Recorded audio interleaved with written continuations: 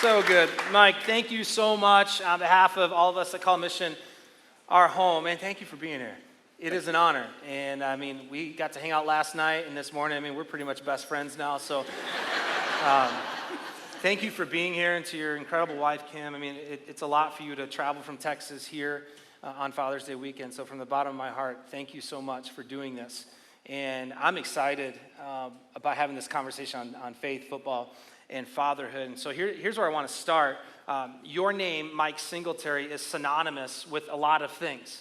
But one of those things is kind of an interesting, unique thing. Your name is synonymous with the eyes. The eyes. And so, Mission, I want us to practice Mike Singletary eyes real quick.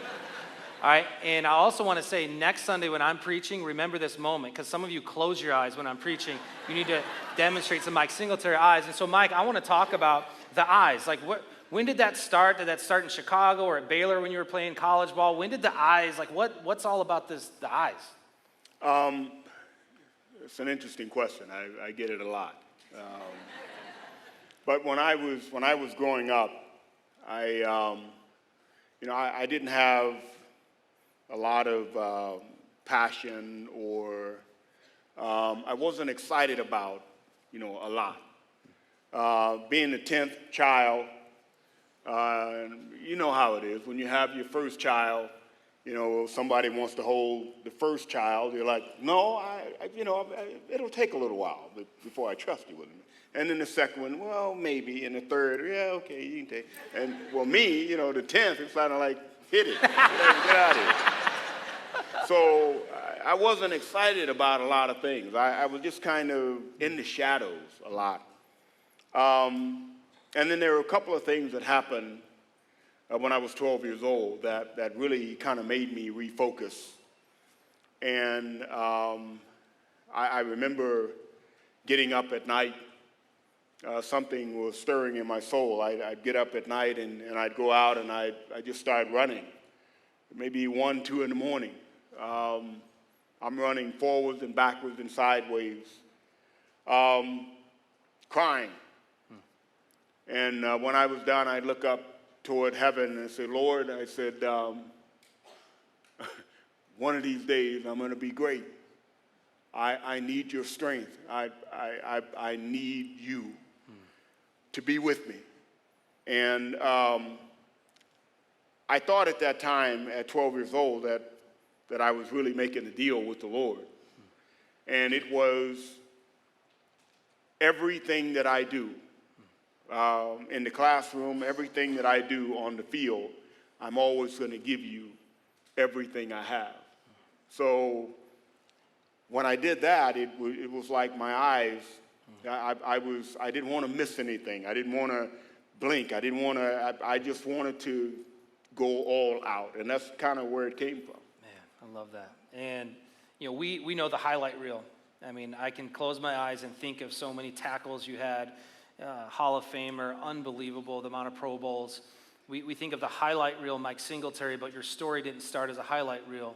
Take us back to age 12. What was going on in your family?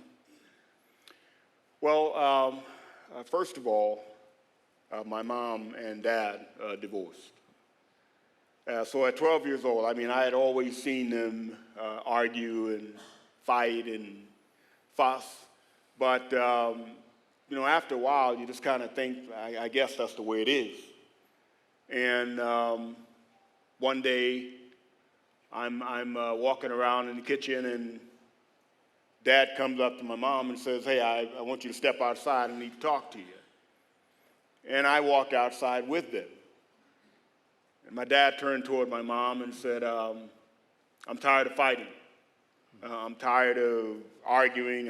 I'm tired of all of it. I'm done. I'm out. And so my dad walked away, and it was very difficult. It was very difficult watching him walk away and watching the response of my mom, crying, not really knowing what to do, and she had to get a job, 2 or 3 jobs, and work literally 23 hours a day to keep our house. And the next thing that happened was my brother Grady, who was next to me in the family line, moved back home. to try and help out. And that was kind of tough because Grady and I, it just seemed like in one day we were playing together, and the next thing you know, he was dating, and that broke my heart. And now he's coming back home, and that was kind of cool. And but he was in a different role. He was kind of big brother and dad at the same time.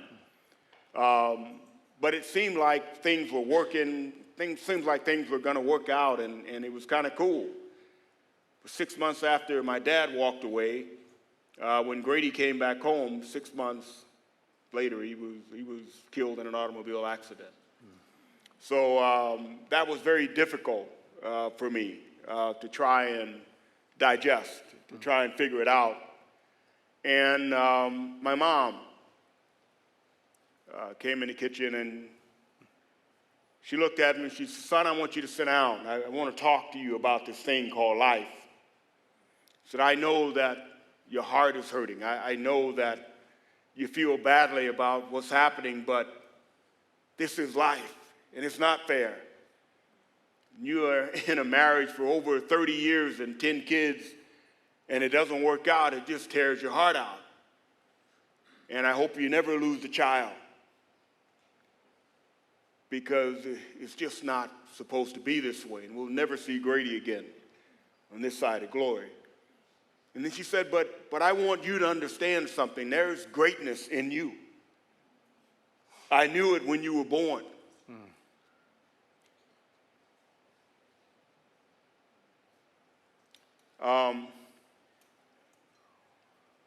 The doctors tried to talk to my mom and dad about aborting me because my mom had been sick and she had had several miscarriages. And they said, your son's going to be very sickly. But they agreed to allow me to live, and God was very faithful. So when I look at all of those things, it was just something that it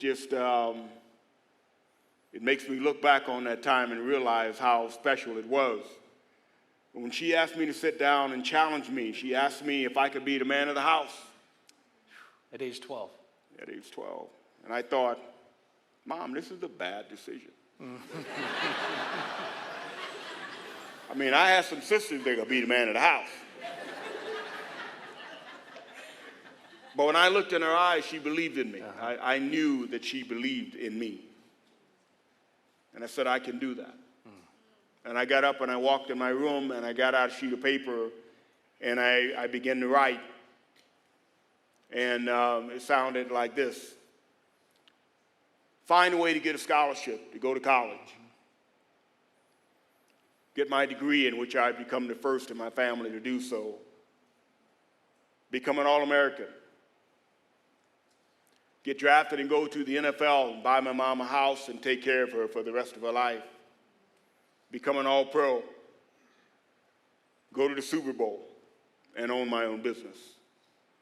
At 12 years old, I wrote that out and I put it on my wall. That was my vision. I really didn't know it at the time. And really, I always thought about doing something. And I think when you're a kid and it just seems like everything's going wrong, and I wanted the name Singletary to be something that represented something special. And I wanted God to be with me, and I knew that there was no way I could do it without him. Incredible. To think about age 12, that conversation. There's single moms in our church, single dads in our church. You would have written the story differently if you could, but never underestimate the potential of one conversation with a child, what that can do. And just to think about that conversation with your mom and you in the kitchen, and then there you are, you walk into your bedroom, you write down on a piece of paper all these things that ended up happening. You got a scholarship to play in the city of Waco. You became a Baylor Bear, first time you were a Bear.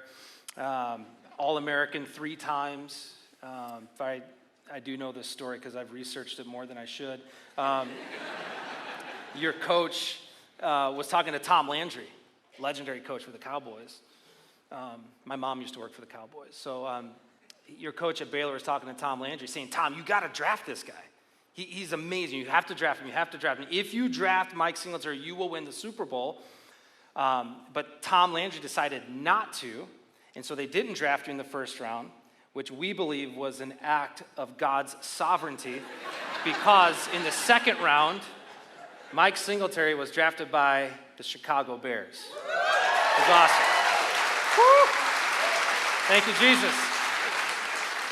Yeah, I mean, it's incredible to think about the career that you had with our beloved Bears. 10 Pro Bowls, All-Pro 8 times, NFL Defensive Player of the Year twice.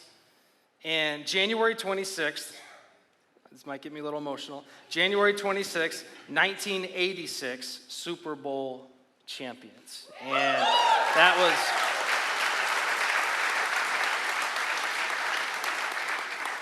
That's amazing. I mean, we as Chicagoans do kind of live in the past. And so, show of hands, how many of you guys remember this moment? How many of you were watching this moment? Yeah, all of us. Okay, you can still come to Mission. That's good. Yeah, I was a little guy, but Mike, I remember this moment. It was incredible. So much orbiting around even that moment and what's going on in this image. But what I found fascinating about your story is, from the outside looking in, people would assume, and I certainly assumed, that this was the pinnacle of your life. I mean, you won the Super Bowl. You're the heartbeat of the greatest NFL defense of all time. I mean, you were the guy, you were the captain holding it together. We would have thought, this is it. This is the mountaintop. But in reality, it was actually a valley for you. And in an article, in an interview, you went on to say, what the heck is this, God? If I'm doing all this and I'm not happy, what's the problem? You went on to say, at that time, the Lord showed you that you needed to forgive your father.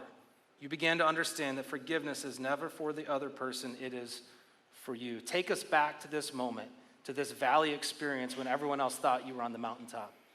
Well, it was one of those things that you anticipate. You have this vision and you kind of cross them out as you're going. And you're thinking, but the Super Bowl, wow, that's going to be really, really something. And finally you're there, and I felt lonely.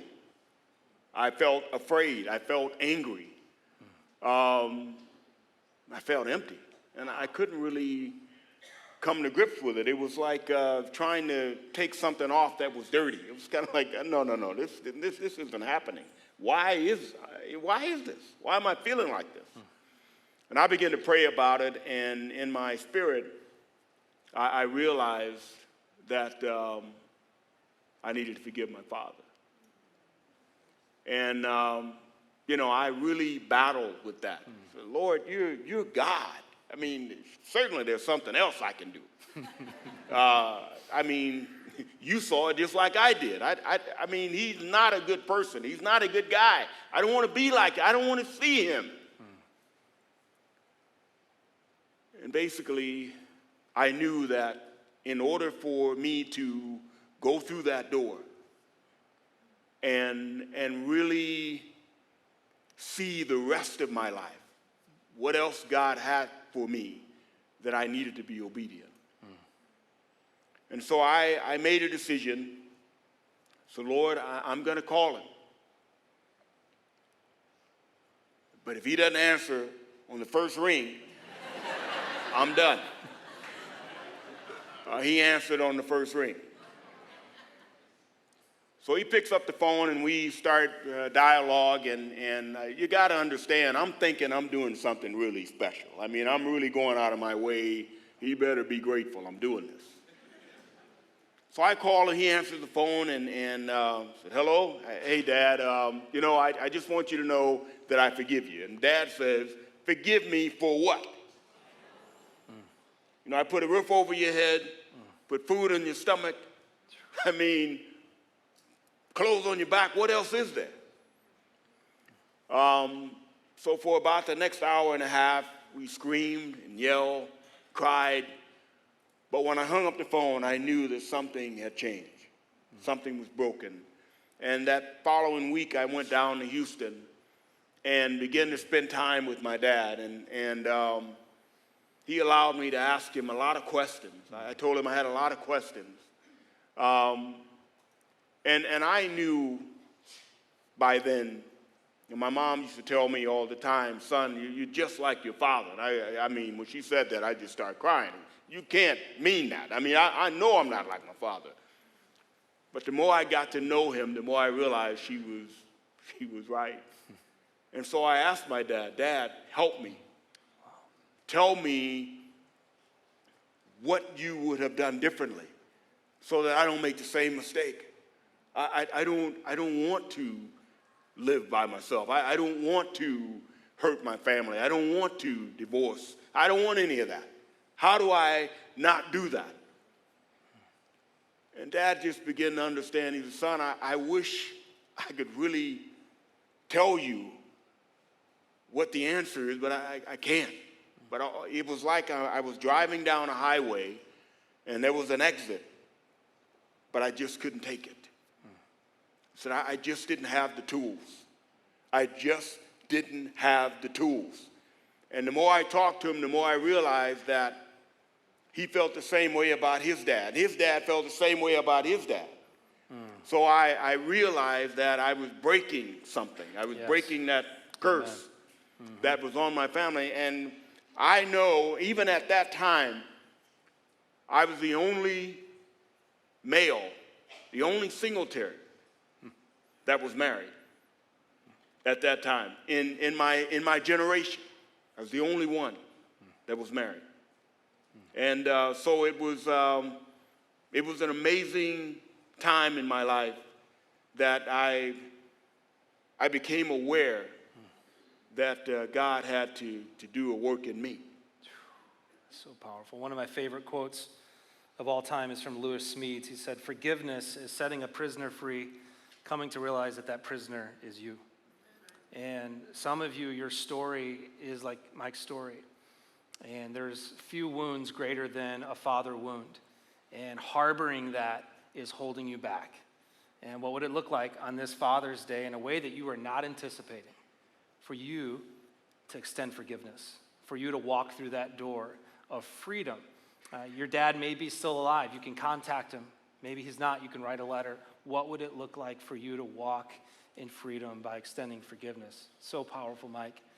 There's a question I would like to ask you, in prep for today, one of my, I think, most important questions, which is, I want you to kind of explain to us what was going on in this moment here.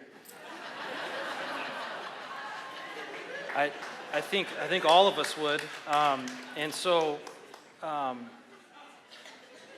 and I quote, I'm Samurai Mike, I stop 'em cold. Part of the defense, big and bold. I've been jamming for quite a while, doing what's right and setting the style. Give me a chance, I'll rock 'em good. Nobody's messing in my neighborhood. I didn't come here looking for trouble. Help me finish it. I just came to do the... Don't hurt me. I mean, you had a career in hip-hop if football didn't work out. So... Is there a way to declare temporary insanity? Yeah. But this was really cool, though. What's amazing about this, the Super Bowl Shuffle does not represent the dancing and the song, and none of us can sing. But the Super Bowl Shuffle represents to me the day after Miami. The very next day, we lost that game on Monday night. We didn't like each other. On the flight back to Chicago, we just kind of, we were quiet. Buddy and Ditka had been fighting all night. The coordinators didn't like each other. It was just a bad sight. And then the very next morning, we get up and we go to the studio to do this video.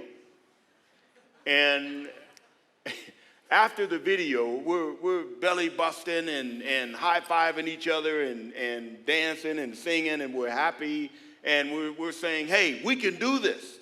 I wouldn't do it again if I had to do it. Because we had like 6 games left in the season. I mean, we had to win, or we would have been the biggest laughing joke of all time. It was not the smartest thing to do. Wow, I wouldn't do it again. I love the backstory of that. That's just incredible. So obviously the 85 Bears, that team, it's the greatest team to ever step on a football field, in my humble opinion. And certainly you loved that team, but there is a team you love even more than that team, and it's this team. It's Team Singletary. So this is just such a great picture of you.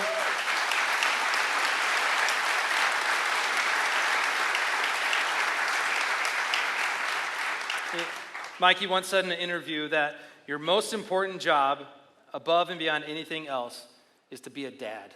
And I'd love for you on this Father's Day to talk about that. Talk to us about Team Singletary. Talk to us about being a dad. You know, we have a little bit more time in this service, and I want to take a little bit more time to kind of talk about how this all came to be. One of the things that my mom did, all the young men in this room, and I tell my youngest son this now, the greatest gift that my mom gave me was to be able to sit down and talk to her. And she used to talk to me about, son, when you marry someone, this is what you look for. You know, you want a woman that knows how to pray for you when all life just seems like it doesn't make sense. You want somebody that you see yourself spending your whole life with. And you want to be with somebody that you want your kids to be like. When I met Kim, my wife sitting over there, she was all of that. She was all of those things. And so it all started with my mom giving me the vision and then me being obedient, following it.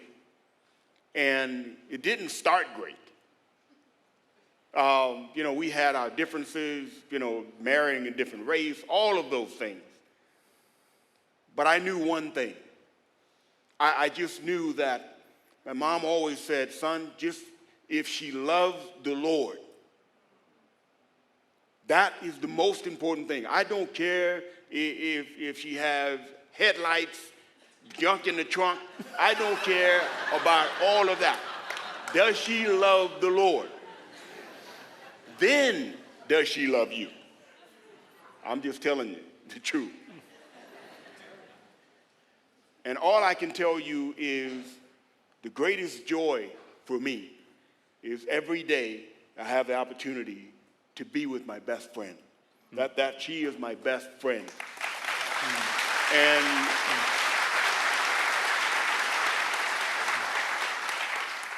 because she is my best friend, all of these people on here, my sons, my daughters, son-in-laws, daughter-in-law, and grandkid,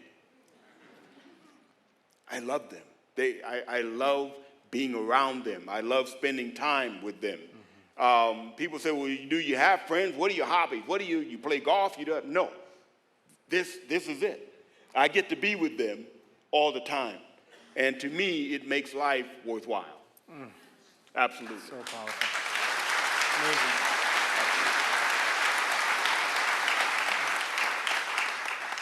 So you raised 7 kids, you and Kim. I have 2 girls, so comparatively, I'm barely a dad. But I have these 2 girls, 9 and 7, leading, this church with a team of people, but, demands and expectations and pace and all of that. Coach me up as a dad. Coach me up, man. How do I need to be thinking? What do I need to be looking at? Coach me up? I think for me, it's interesting. I have a lot of young guys, young dads, say, Mike, I got a baby coming, or I got 2 little girls, or I got a little boy. How do I raise them? What do I do? What advice can you give me? And the greatest piece of advice that I can give anyone, particularly young dads, is kids are always looking at you. Your kids are always looking at you. They don't always hear what you say, but they're always catching what you do. And so for me, one of the greatest pieces of advice that I could ever give any young dad is to take your wife and do exactly what the word says. Love her as Christ loved the church. And the word of God says that the wife is the glory of the husband.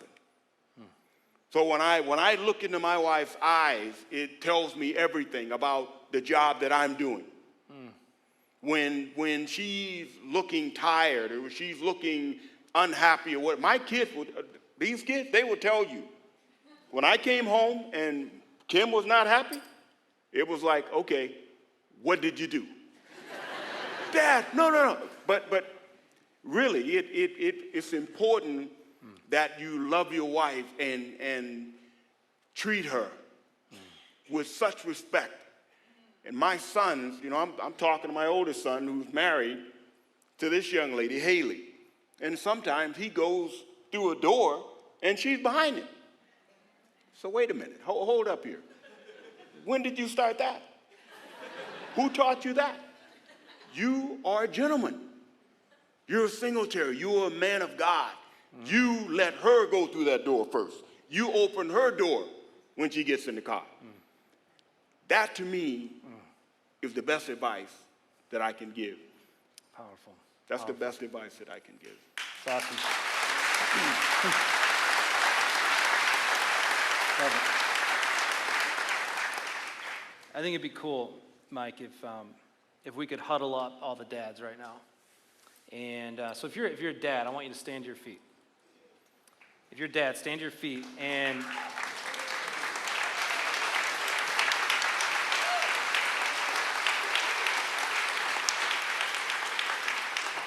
so dads, great job being here.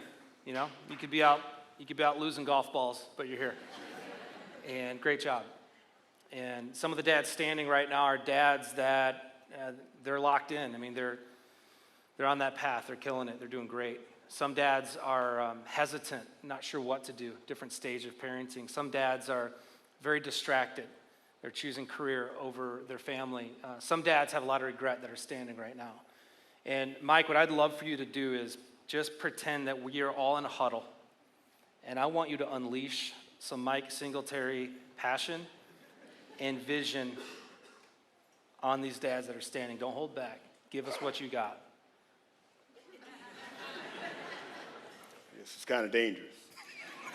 The last time I did something else, I got down on my knee and humbled myself because I felt that's what the Lord was leading me to do, but not this time.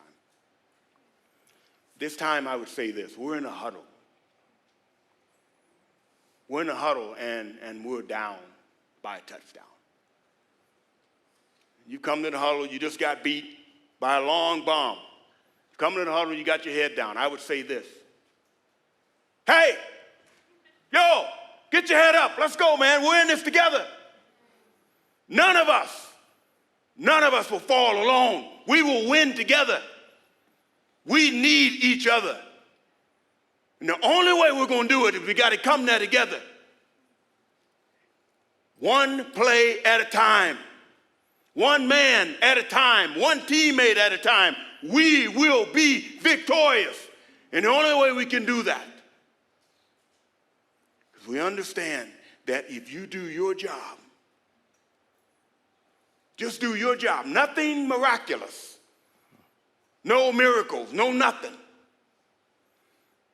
You know what the book says. Pick the book up, read it, and then obey it. If you will just do your job, we will do fine. Don't care what the score is. Don't care how much time is left. We are going to win this game. Are you with me? Are you with me? Let's go. I'm talking about. That's it. That's it.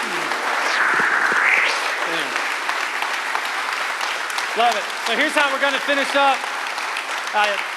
The rest of you can stand to your feet. something really fascinating about this man is when he got inducted into the Hall of Fame in 1998, everyone expected that you would be inducted because of all that you did on the field. No one expected who you would choose to do your welcome up speech. And the reason no one expected that is because it had never been done before, and it's never been done since. You chose your wife to do the welcome up speech. So I thought it'd be pretty cool if we invite Kim Singletary up to close us in prayer this Father's Day. So Kim.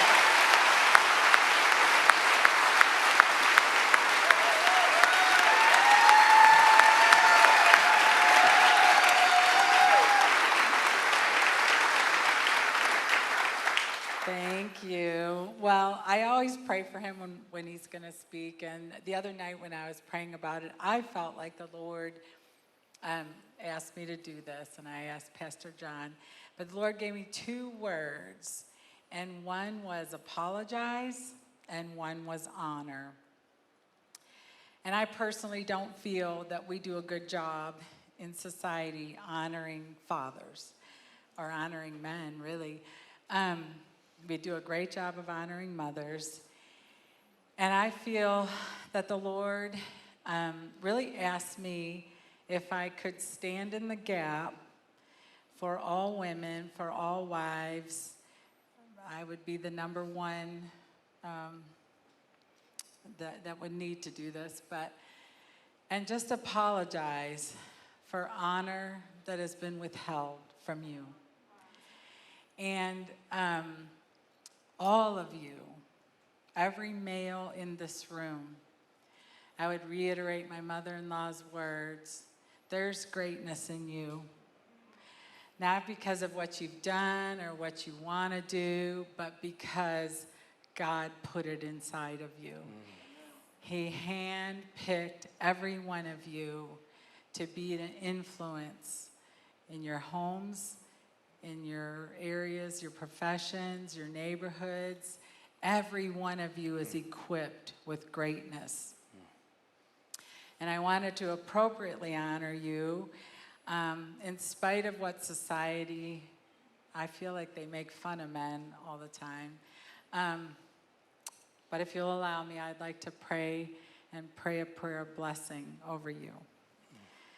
Heavenly Father, I thank you and I praise you for every man here, Father. Every man that has the courage to be a man. Every man that has the courage to wake up every day and do what's hard to do. Maybe what he doesn't want to do. But Father, I ask that you would honor them, bless them, let them know in some supernatural way how special they are to you, how proud you are of them. Lord, if they've never heard the words, I pray that they would know and hear, well done. That they would pray, I would pray that they would know and hear, I love you, son. I love you. I'm proud of you. Lord, may they continue this race and just see victory at every turn. I ask this all in your name with a special blessing today for these men that are fathers and fathers to be. In your name, amen. Amen. Guys, let's thank them for being with us today. Awesome. Thank you so much. Mike, thank you, brother.